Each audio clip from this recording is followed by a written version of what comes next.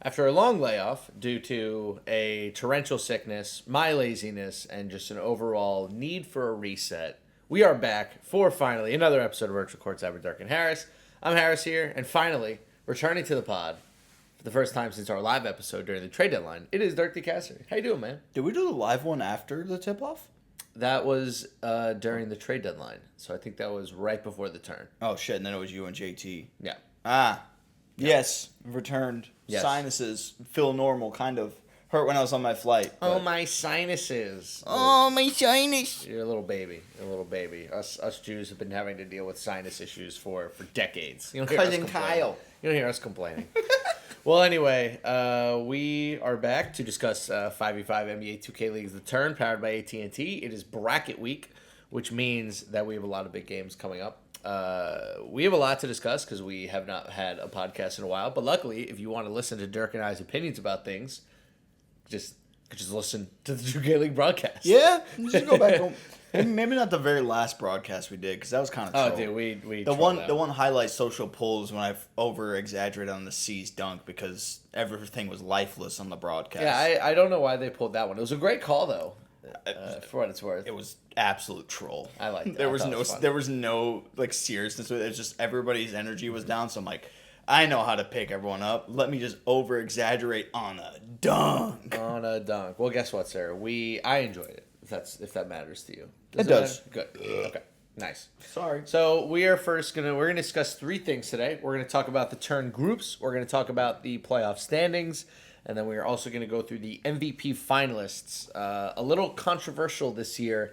Not necessarily the finalists, but the timing of the finalist release coming actually at the end of the regular season for once, not waiting until the whole playoffs is over. A big change over the last couple years. My crusade is over. I've been adamant about this, that either you make this a regular season award or we have to take the playoffs into account. And I feel like everybody accepted that they were going to take the playoffs into account, but now it does not matter because it has been taken out of our hands.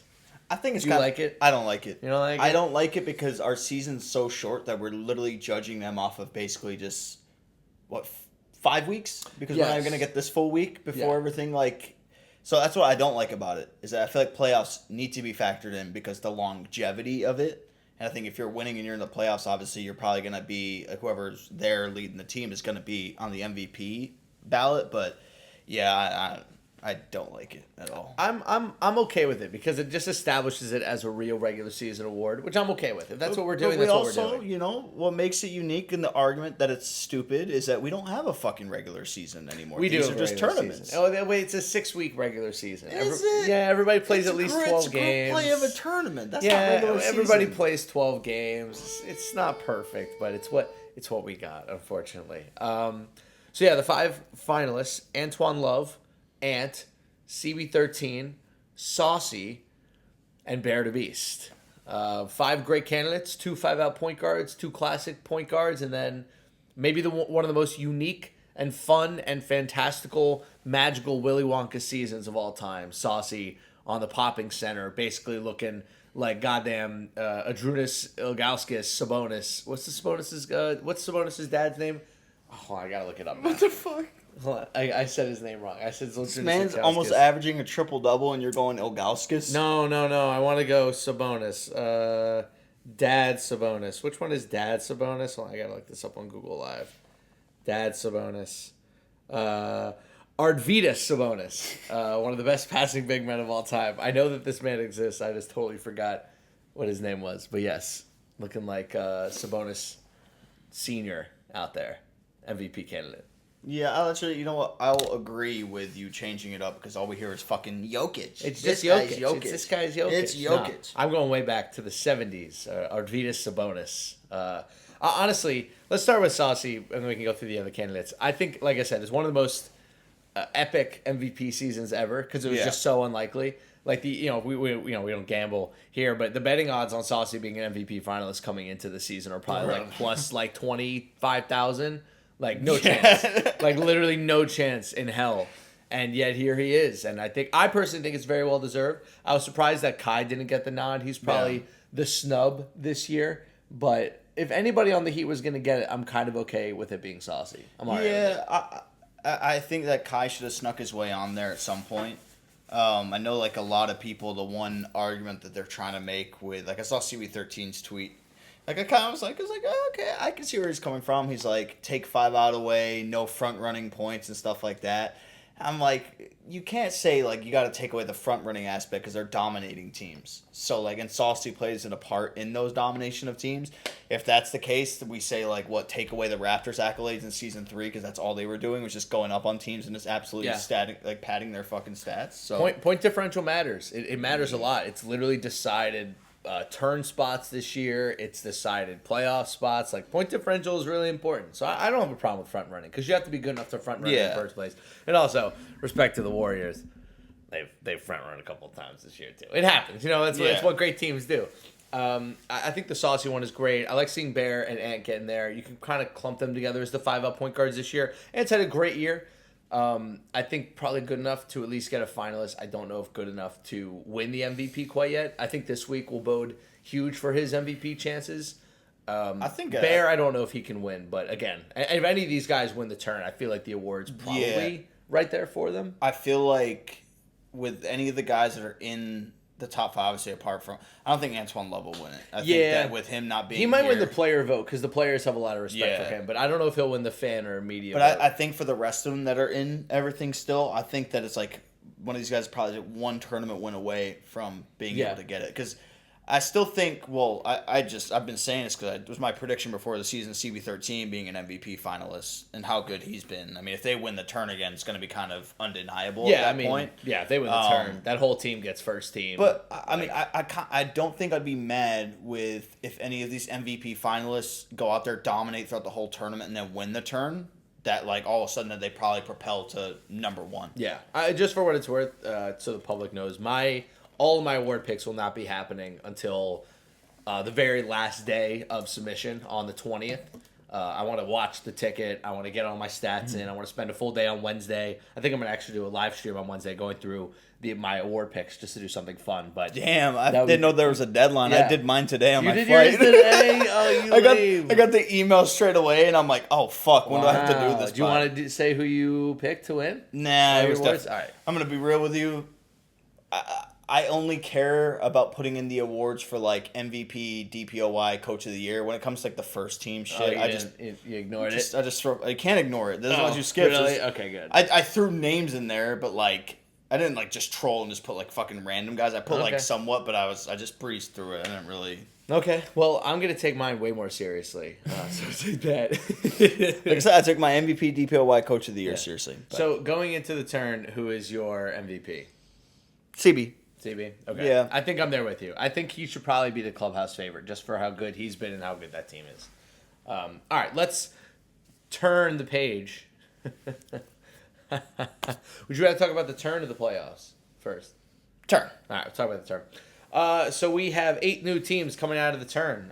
For the Eastern Conference, Heat Check Gaming, Cavs Legion, and then Celtics crossover Magic Gaming. I don't know why I said it like that. The Heat will be playing the Magic, and the Cavs will be playing the Celtics on Wednesday. And then on Thursday, it'll be another episode of T-Wolves Warriors, and then a fascinating matchup of Pistons and Pacers between two teams who made 2 monster trades and now look very good going into the playoffs. Should also note that all 4 of these West teams are in the playoffs, but only 2 of these East teams are currently locked in for the playoffs. So it is definitely a weird dynamic coming out of both conferences. So it's the Magic and Celtics haven't clinched yet, yes, right? They are still behind the Knicks. They need to win at least 1 round. You know what's interesting? What? There's 3 5-out teams that are in the turn on the Western Conference side. Mm-hmm. 5 outs back. 5 outs back. I should have brought the slasher mask. I didn't bring it. I thought it was dead. It really is the Warriors in the West trying to fight off these 5-out bandits. Yeah. And then in the East, because they lost in such dramatic fashion in the tip-off, I feel like we haven't really talked about just how truly dominant the Heat have been this year in the Eastern Conference. Like, for a conference that has so many good teams and can easily drag you down, they have just been kind of floating above everybody else in remote play. I mean, dude, they're what, 11-1 in group play? 11-1, 10-2? Like, they have easily the best record in the Eastern Conference in remote play. And now they have a great chance against a Magic Gaming team that looks very vulnerable. I think them getting a couple of stage wins might end up meaning that they make the 2K League Finals when we come back here in 2 weeks. I mean, you just got to win this first round, then and boom, like you're in the semifinals in your conference. So it's like there's not a long path that you really have to take to get to that point.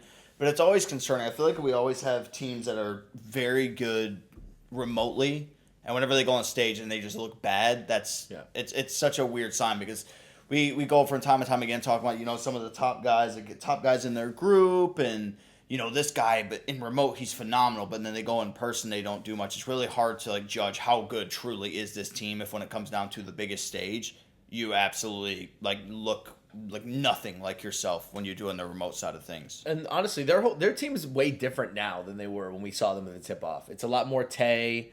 It's a lot more Matty. The offense is spread out a little bit more. It's not just Kai dropping 45 a game. He's playmaking a little bit more. Dietrich starting to get into the mix offensively. I also think defensively they're way better. They're starting to force even more turnovers than they were before. I'm really high on this Heat team. I think they're my pick to come out of the East. I know that's probably a big surprise. Well, not a big surprise, but I've been all over this Cavs team. I called them early. I was in early on the Cavs. I said at the end of the tip-off that they were my team for the turn. And I'm guessing that a turn Eastern Conference Finals for them would probably be a really, really good outcome after the 4-2 tip-off, not being able to make bracket play. I think the Cavs winning a round and facing off with the Heat again will be great. But at the same time, I think we saw in that first Cavs-Heat matchup what's going to happen every time these teams play. It's just that I don't know if the Cavs have enough scoring to keep up with Miami. But maybe they have enough scoring to keep up with them when it's on stage. That's true. That's very true. See, that's why it's so confusing to try to break it down and okay, who truly is the favorite? Who knows? I mean, it'll tell us a lot. That game one will sum up everything that we know about the Heat. I feel like you've seen enough of them. I shouldn't say seen enough of them on stage, at least in the one series they played and they got whooped. And if you end up coming out in this one and it looks the exact same, and I feel like I didn't watch any of the Heat Wiz game. That was still when I was fighting for my life. So I'm not really sure how things panned out. Was it just open shots missing? Was it just not being able to find a rhythm on stage? Was it everything just collapsing there for Miami? Who knows? But I think that if I had to pick a team out of the East, it's probably the Cavs. Okay. I would say. I think that I think they've now got the confidence, which I don't think they had before. They figured it out. I think they really they understand their team. They know what their strengths are. They know their weaknesses. And it also can't be understated that I think DJ Too Cold, from the grave, might have just snatched the DPOY away from DT. He's in the NBL's gaming rhythm, except shooting. He had an insane couple of weeks defensively to lead that team. And I know that everybody gave the DPOY to DT, and I was kind of early on that one as well. But I don't know, man. DJ is. I put DJ and DT as my 1 and 2 for DPOY. I think that's where I'm at right now. And if DJ has another crazy week, that might bump him over to DT for me. But still have a full week to go. Let's talk quickly about Magic Gaming before we get to the West. I'm actually really excited to see Fana on stage. It's been 2 years since we've seen him on stage. Didn't really get him on stage that much when he was a rookie back in Season 5. I was about to say, was it the ticket the only time we saw him on stage? It really was, yeah, because I feel like he missed one of the tournaments because he might have had COVID or something. Oh, yeah, he had to play from home. He had to play from home, exactly. And then, it was the ticket because it was when they matched up against Saint. Yes. Yeah. Yeah, that was a big one. That was a lot of fun. So yeah, I remember. We haven't really seen a lot of Fana so far on stage, and I think him and Unguardable so far the results have been really good. I think you can see that defensively that combo is still a bit of an anomaly, but at the same time, offensively when the shots are falling, man, that they're really really good, and he saved their bacon a couple times over the past couple weeks, and I like this Orlando team. Jay Bullen's coming around. Stubby's been looking pretty good this year. Weird to say, but Loki Godlick has been the worst shooting big man in the league this year. He's at 20% from three, which is so peculiar. But if I'm Loki Godlick, I'm just going to keep shooting. He'll figure it out eventually. And if he does figure it out, it opens up this whole other avenue for Orlando. I mean, they might surprise the Heat if they have a big series from Godlick. I was about to say, I mean, if the Heat are in this position with him shooting that bad, just imagine if Loki Godlick does find his shooting stroke at any point, of how dangerous now that team becomes and how much of a threat it becomes. Because you can see the way he switched up his game, and maybe the shooting thing is in his head, because you've seen how he's been able to switch up his play to where he'll still pop out, but he's still a lot more aggressive out there on the inside with playmaking and passing the ball too. So I think a lot of it will come down to him, but equally so, I think there's a lot of pressure on Unguardable because throughout 5v5, we had the archetype with the floor-spacing slasher. Then we put him on the 3-point shot hunter. But like he has not looked as good as he did last year at times. Like there again, like you brought up with Fanta kind of going off, being able to pick him up a little bit. Like I want that unguardable, like the Antoine Love type unguardable, the one that's just gonna go out there, break down the defense every single time, get his open looks, and just find like easy ways to get his teammates involved. I just don't think we've had it from that like really at any point in 5v5 so far. I think it's difficult too. I'll give one excuse to him is that I don't really think he's had a lot of opportunities to get into rhythm until like the past maybe 4-ish games. You know, they have DJ. Him and DJ's not working. He gets put on the 5-out build. That's not really working. They go back off of it. DJ gets traded. They bring in Fanny. He starts in the 3-point shot hunter. And I think just these last like 4 or 5 games, you see that rhythm starting to come back in. But, you know, for him, you know, he's a shooter. And when you're a shooter, you kind of need that. You need the rhythm. You need the tempo. You need the reps. And I think this will be a big week for him. It's just that this Miami team is a really, really difficult matchup. And I'm not sure if the Magic have the dogs quite to win this fight, especially with how good Maddie and Dietrich have been playing as of recent. So I'm in the middle on it. I just got a DM from Mana. It says, my questions for the pod, give us the rundowns and your awards, winners, and teams. Well, we'll do that after the turn. We're gonna do winners after the turn. Sorry, Mana. That's a great question. Do we have any other questions? Let's see. Actually, that's what I was opening up to check, but I didn't because I got the DM. I got a couple. Here we go. What did Rustin mean when he said CB13 might be the last 5v5 MVP, and what are his chances of winning? I'm not sure what Rustin meant by that. Obviously, there have been... Wait, Rustin said that? Yeah, he tweeted it out. I mean, obviously, like, you know, we can be honest. Like, there have been some rumors about the future of the league, but, you know, we're not privy to anything, so we don't really know. We just kind of go off of vibes. We're hired to do a job, Dirk, and we stick to that job on most times. Oh, I see. And what might be the final 2K 5v5 MVP ever given out? Yeah, crazy. No one knows what the fuck's happening. No one knows, especially and most certainly us. His chances of winning, I would say he's, like we said, the clubhouse favorite right now. I think like winning it should secure it. I think even a finals run and making it there, I think would still maybe edge him out. It just kind of depends who he meets in the finals. Yeah, could be a team that doesn't have an MVP candidate that he meets in the finals, and then what? You know. So, Nick wants to know what are our biggest disappointments this year. Gen G. That's a good one. The Nets. Oh, yeah, Jesus I think the Christ. Nets. Also, personal one, Jazz Gaming. I picked them as a late season contender pick, and they totally flopped. Lakers. Yep, obviously. Lakers huge. What does Mbappe say? I gotta see the Lakers. I gotta see the Lakers. Biggest I told you so's B5 not drafting a lockdown. That's like the number one I told you so in 2K League history. From like the whole community to their GM. We were like, guys, are you serious? Poor U-Bots, man. Great first year in the league. Just totally hosed. I told you so. B5's a given. Dukes for me. Yeah. They fought, but like I still had them as my me. Yeah, it's okay. And not a lot of I told you so's. I actually think that this year went pretty chalk. I would say. How about biggest damn they surprised me? Scoring fat in the turn. Scoring fat, yeah, the Kings, man. They were literally a team that we were just like shitting on over and over again. Like, damn, man, like these guys just suck. They can't do anything. In the tip off, they looked abysmal. Yeah. Then in the turn, we're like, oh shit, what the fuck happened? Yeah. I gotta also give love to the Raptors, not just because Nick is asking that question. I mean, nobody had them. That was Nick asking the question. And like nobody had them making the playoffs. They got the number 2 seed. You know, you could argue they have like 1.5 stars on that team between Antoine Love and Crush, depending on how Crush is playing that week. So I'll go with the Raptors as my biggest. Damn, they surprised me too, as Nick tweeted out. Talked about all the East teams. We didn't really talk about the Celtics. You have anything to say about the Celtics? I feel like I'm going to talk. I feel like I want to talk about them if they beat the Cavs. But if they don't beat the Cavs, I don't really want to talk about them because I think they're a ticket team. I'll talk about them. I need 630, the one that we've been seeing recently. He is one of the best stage guards ever. So if there is ever a time for him to break out, I will say, for as much belief as I have for the Cavs, I think the Celtics are right there for an upset pick. I think they're a sneaky upset pick. Like, maybe winning in 3, like if they force it to a game 3. But, like, let's say the Cavs just, like, have an off-shooting couple of games. Like, obviously, that can happen to any team, but Yeah. the Cavs seem quite prone to it. Though it is crazy. I did learn today that Killy's shooting like 60% from three. Damn. So, shout out Killy. Yeah, I think that the Celtics need 6:30 big time, and then Tazo and Crizzy give me 50% shooting. Yeah. That's it. Just give me 50%. Dude, I need Tazo to like give me anything offensively at this point, man. It's been a weird year for him.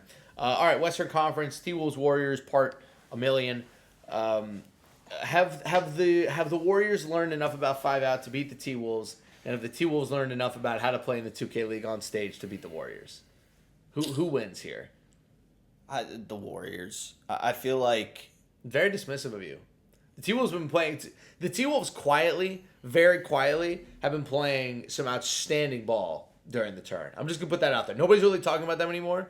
But like their defense, their point differential isn't as crazy as it always was. But they're playing more balanced basketball now. They went 3-3 or 4-2. I think the Warriors' stage presence is too much. Okay. And I think that they just have coming up a 2-year track record now of just being elite when it comes down to playing for the money. Yeah. And like they're one of those people that like their remote play performance is good. Their in-person performances always seem to take it up another level. Yeah. And like credit to the team. Well, because the Warriors, the only game they lost was to the Pistons. Yeah.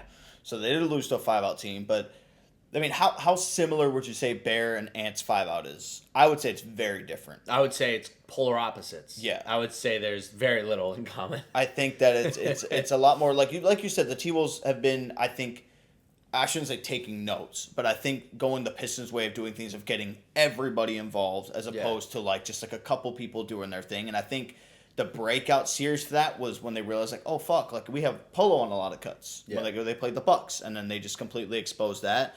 I just think that whatever they throw at them, I think that the Warriors is going to be primed to stop it. I mean, what haven't they seen at this point?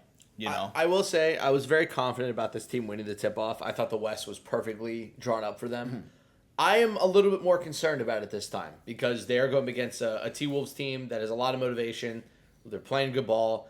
They're going to face against a Pistons or Pacers team that is playing amazing coming into that series. So, like, if there was a tournament where they would slip, this is probably it. Like, it's really hard to win back-to-back tournaments, and there are three other great teams in the West. I mean, we can talk about the Pacers for a second here. I mean, Season Cooks have looked fantastic. That trade has really worked out. And, we've definitely given the Pacers some shit because I think their other two trades were, like, kind of mid, and I still think those two trades didn't really help them all that much, but, like, getting C's was really exactly what they needed. Like, they just needed another level offensively to go to, especially in the West where you kind of you have to be able to score. Like, if you can't score, you're dead in the water. Hashtag Mavs Gaming. Yeah, I got the Warriors. Okay, going Dubs. Pistons Pacers. Pistons are playing outstanding basketball. Stick has given them exactly what they've needed.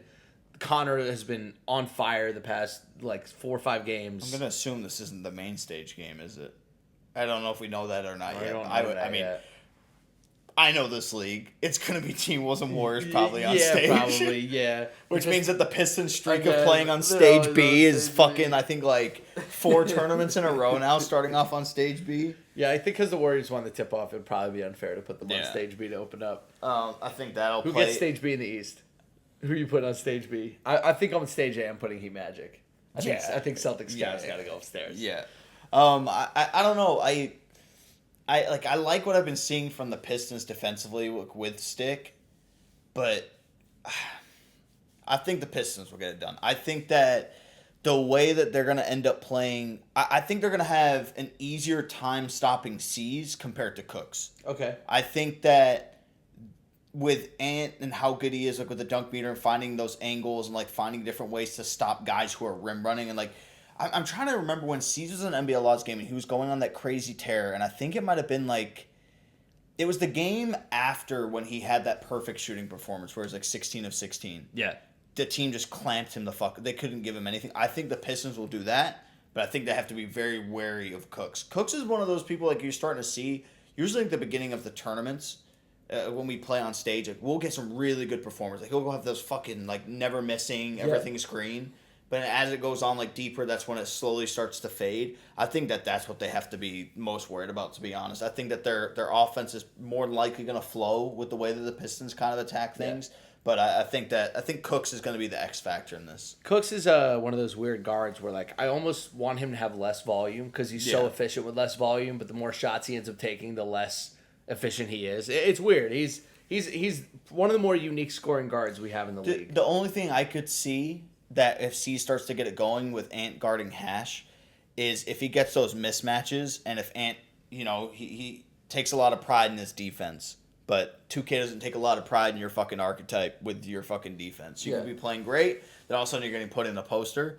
So I think that's going to be a key too. Like, is it going to be him left on an island, or are they going to end up like running rotations to get him off ball and go into the corner? Kind of like what you see with Bear. Every single time Bear gets switched onto the ball, immediate thing of what's like triangle or stack, whatever the fuck it is. They switch it around. They immediately send him to the corner. Boom, power forward comes up, and then it's like a constant fluid movement. The Pistons kind of just go like, no, we're running this. Like, we'll run a rotation if we have to, if like things are looking bad. But they trust their defense. Honestly, I'm a little bit more worried about how the Pacers are going to defend the Pistons. They got Stick in there now. Stick loves setting those high screens, rolling down to the rim. He's the fucking hash lock. Dude, they have three. It's crazy to say because this is something that's happening with the Celtics right now in real basketball.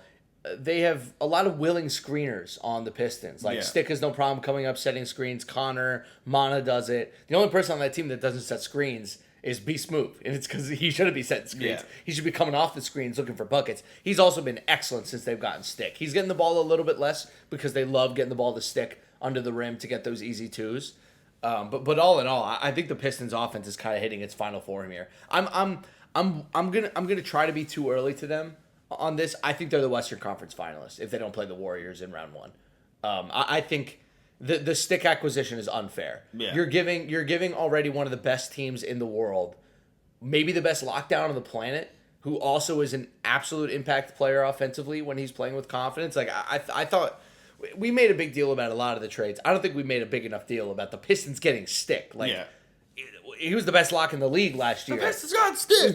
He's the best hunter. Like, I don't know. I feel like that there hasn't been enough made of that. And to be honest with you, if there's a team who's going to beat the Warriors now, I think it's the Pistons plus Stick, because he gives them the exact kind of mismatch that they needed. Also, he's going to do a great job of trying to swallow up Charlie or swallow up Mama on those like crazy Warriors games. I think it's going to be a lot harder for this Warriors team to blow them out like they usually do. What I'm probably going to do when I make my sheet tomorrow, I'm going to go back and look at some of the Pacers box scores and look at shooting guards scoring against them.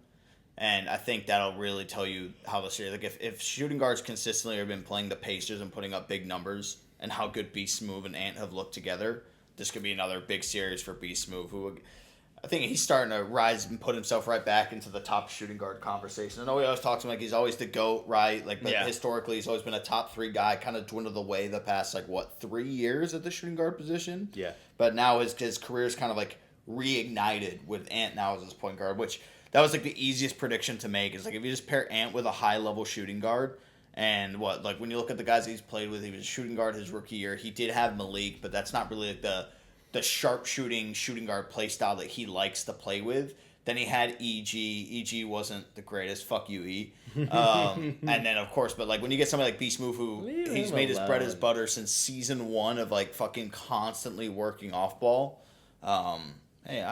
He's a product of the Dirk boot camp.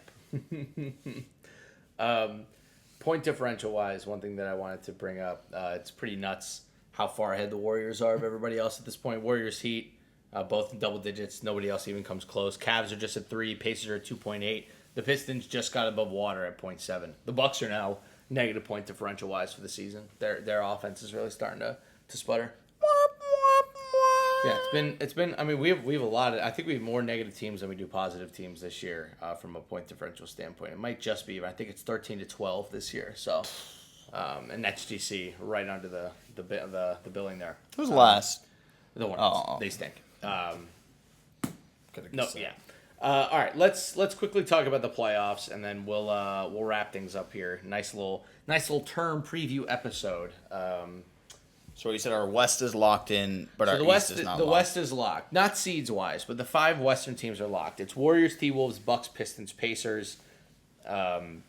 A great crew. I think the four most likely were the Warriors, T-Wolves, Bucks, Pistons. I think those were. Well, excuse me, I shouldn't say that. Warriors, Bucks, Pistons were an absolute slam dunk. Yeah. I think the T-Wolves were like on the bubble, but leaning towards playoffs for everybody. The big swap is obviously Pacers gaming for Lakers gaming. I mean, I think we all assumed that the Lakers would be one of the five locks, especially when they got Shifty Kai. Yeah, like And the fact that they're last in the West, they're last. They're dead last. They finished with less wins than Blazer 5 Gaming, Dukes and Vanitos, and Jazz Gaming. it's so weird, man. It's awful. Like, it doesn't make much sense. Dude, I was hearing rumors about like some stuff with like that locker room and like coaching and stuff.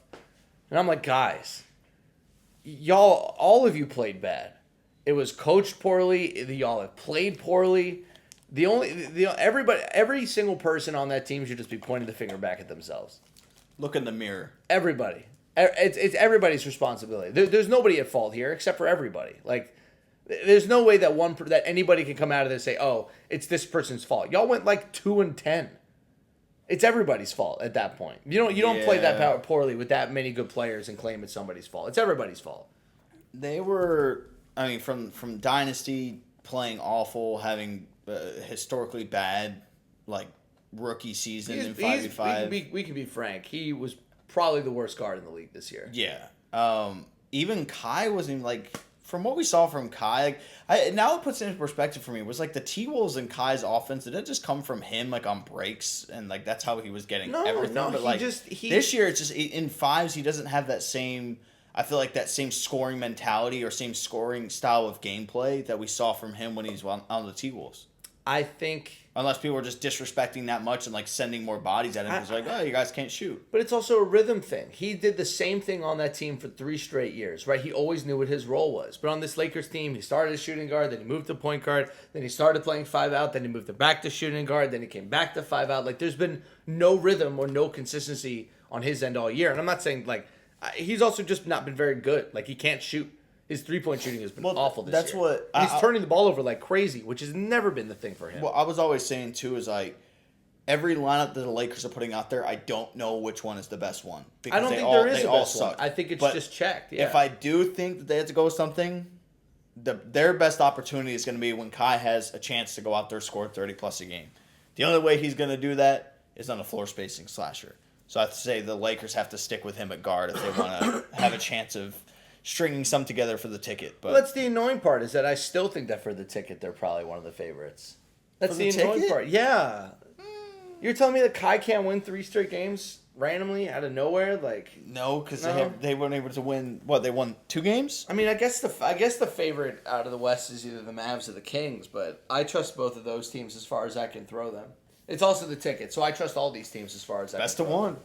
It is a best of one. And Day Fry's back at center. Why did they take him off?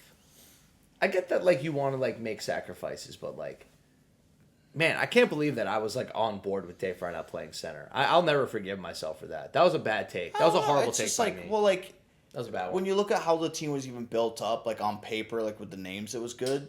But that was, like, one of the biggest questions. I thought, like so many others thought, it was going to be Jar City Lockdown, Shots 4, Dave Fry 5. Yes. But, like, I don't know. I mean, that's the thing, too. Like, I'll trust the judgment because if Dave Fry's a lockdown, that's something that he's doing because him and his mindset's like, we have to fucking do this to have a chance. I think they started realizing that his defense was good. But, like, I think it took them a little bit too long to realize, damn, centers can get involved and take over games now. Yes. And by that point, just a little bit too late. It was too late. I also think that the team would have been a lot better with Fana if Dave Fry was on center. Yeah. And I think, ironically, I think that was a huge missed opportunity for them. Mm-hmm. Because I think Dave Fry on center with Fana's off-ball abilities would have been nasty. Now, obviously, they've reached the god, so it's not like they're, like, struggling. But he's been having himself a fucking season. He's been great this year. Dude, honestly, the problem is that, like, Shots just isn't a great shooter. And, they didn't have one with Popper. He's not shooting great at lockdown. Darcy's never been like an elite shooter either, so like they just don't have a lot of buckets on that team, and you could tell that the offense is struggling. Eastern Conference playoffs, Heat, Raptors, Wiz, Cavs are all locked in. Thumbs up for me. 4 great Eastern Conference teams. The Knicks, the Magic, and the Celtics still fighting for that last spot. The Sixers not being in this group is shocking to me because I feel like they've been one of the best teams all year, and they were literally just 1 game away in both tournaments from making bracket play, and they just didn't make it. And I think that should just show you, like, every single year, a couple teams just get caught up in the blender that is the Eastern Conference. And for literally the first time ever, the Sixers finally got caught in the blender, and it sucked them down. So the Knicks are still in the mix? The Knicks are still in the mix because they have 80 points. Oh, okay.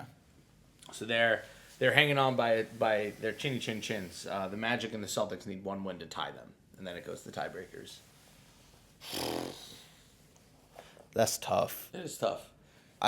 It's crazy because part of me wants to, like, in a best of one, put the Hawks in the mix in the ticket. I don't know why, because, like, you could make an argument they have the best player in the ticket with how MDS has been playing this year. But here's something to. I will say, if this is going to sound kind of dumb, I think I'm probably going to put MDS on my second team this year for shooting guard. I'm not sure who else I'd put. I was about to say this.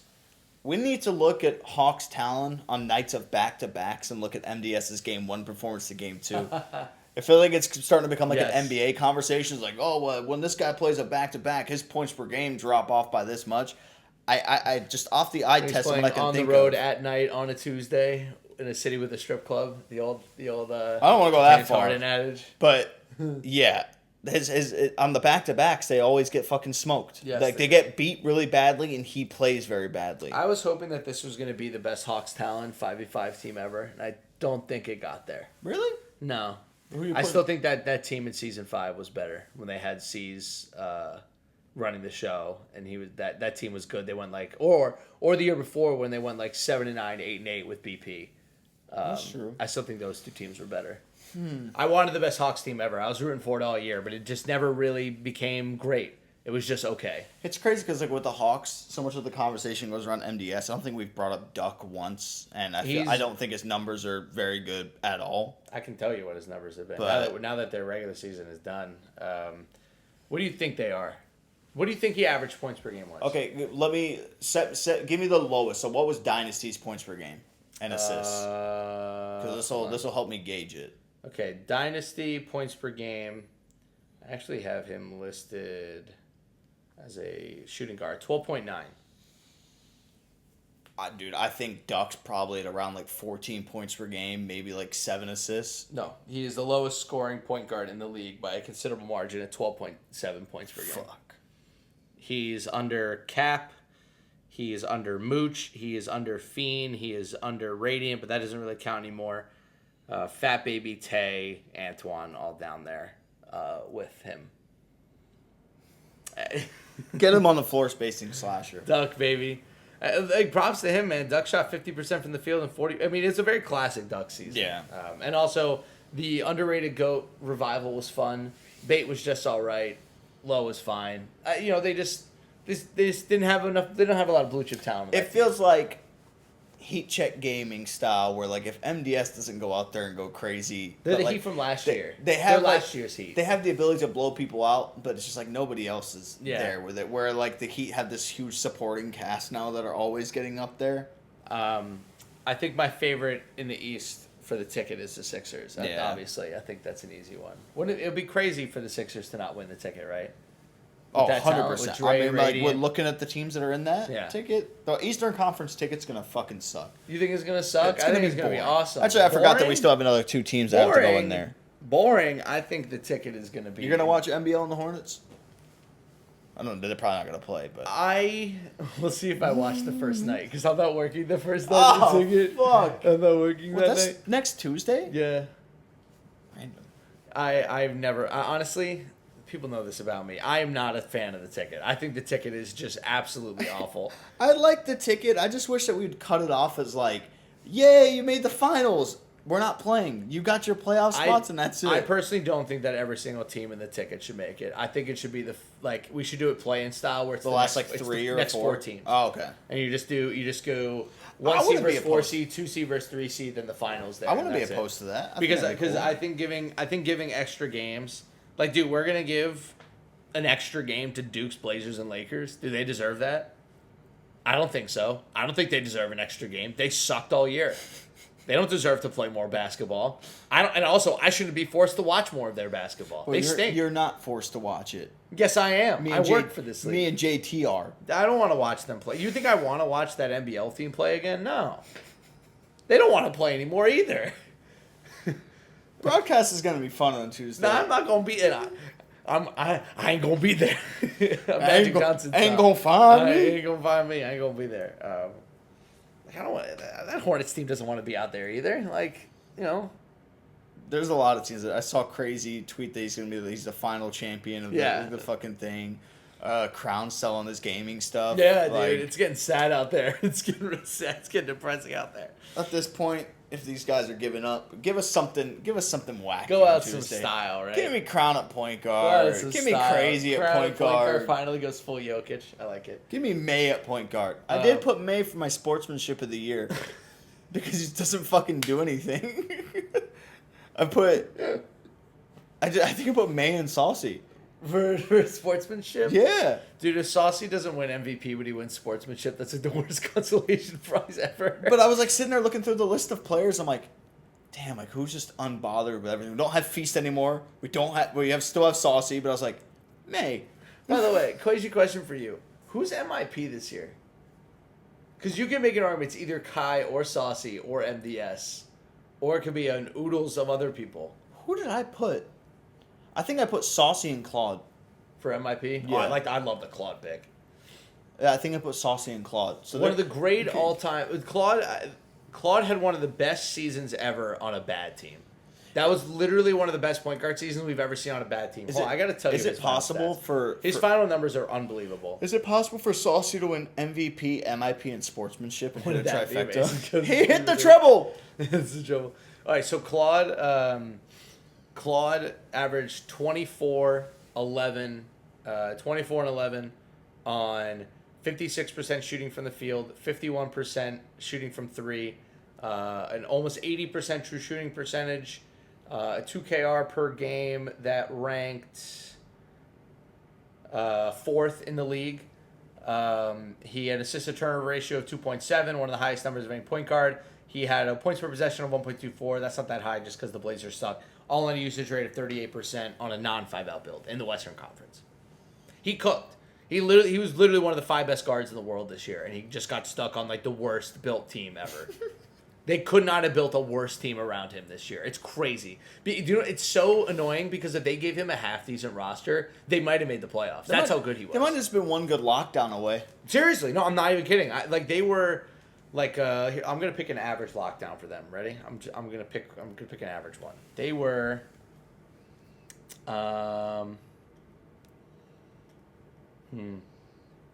they were a Kaze away from I think making the playoffs. They were a range away from making the playoffs. Just anybody who knows how to actually play the position on lockdown.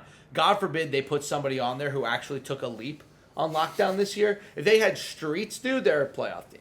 I believe that wholeheartedly. Like they just didn't have that guy. U-Bots as a guard. It also didn't help that Faiz had maybe the worst season of his career. He genuinely was bad, which definitely did not help them. 12 points per game, under 50% from the field, under 45% from three, a 62.9 true shooting percentage. He was about as bad as Dynasty was. Easiest call on draft night. Crazy. Not even close. Not even close. Crazy. It was ridiculous, and I feel for everybody on that team for having to have gone through it. All right. We've discussed just about everything that we set out to discuss. Any other topics that you want to break down? It's almost midnight. I don't think so. I think we got everything.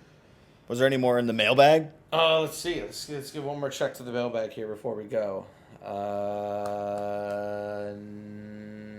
Nope. Also, I get very poor cell service and Wi-Fi service in this room. So, fuck DC. Fuck DC. Sorry. Sorry for cussing. Sorry for cussing. All right, that is going to do it for us here at Virtual Courtside. We will be back maybe tomorrow night after night one of the turn. Heat, Magic, Cavs, Celtics as my favorite week of the whole 2K League season begins. I love turn bracket play week. It is always the most fun. We always get to see who's actually a dog and who sucks. So this will be the best week. Follow me on Twitter at SportsTeam. You can follow him on Twitter at Dirk_JDR. Go like his most recent soccer video. It was great, and you guys won. No penalty. No penalty. No penalty at all. All right, we'll see you guys next time. Peace. This is our